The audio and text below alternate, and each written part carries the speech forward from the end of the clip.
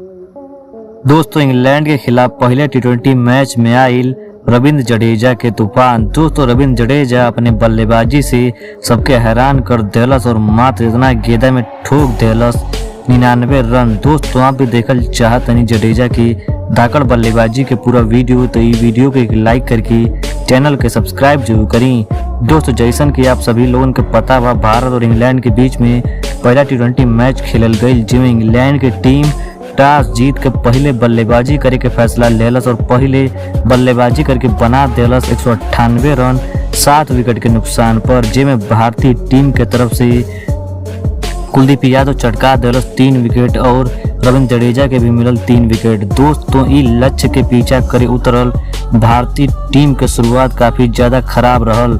दोस्तों भारतीय टीम के 68 रन पर 5 विकेट गिर गए रहना सो, लेकिन ओकरा बाद हमनी के मैदान पर तूफान देखे के मिलल स्टार ऑलराउंडर रविंद्र जडेजा के। दोस्तों रविंद्र जडेजा अंग्रेजन के बकिया उधेड़ देहलस और मार मार के कोहराम मचा देहलस और मात्र 21 गेंदा में ठोक देहलस 99 रन। दोस्तों अपन पारी के दौरान रविंद्र जडेजा लगौलस 15 गो छक्का। दोस्तों भारतीय टीम के हारा हुआ मुकाबला जिता दिले बा रविंद्र जडेजा। दोस्तों रविंद्र जडेजा के बल्लेबाजी आप लोगों के कैसन लगल, आप अपन राय नीचे कमेंट सेक्शन में कमेंट करके जरूर देव जा।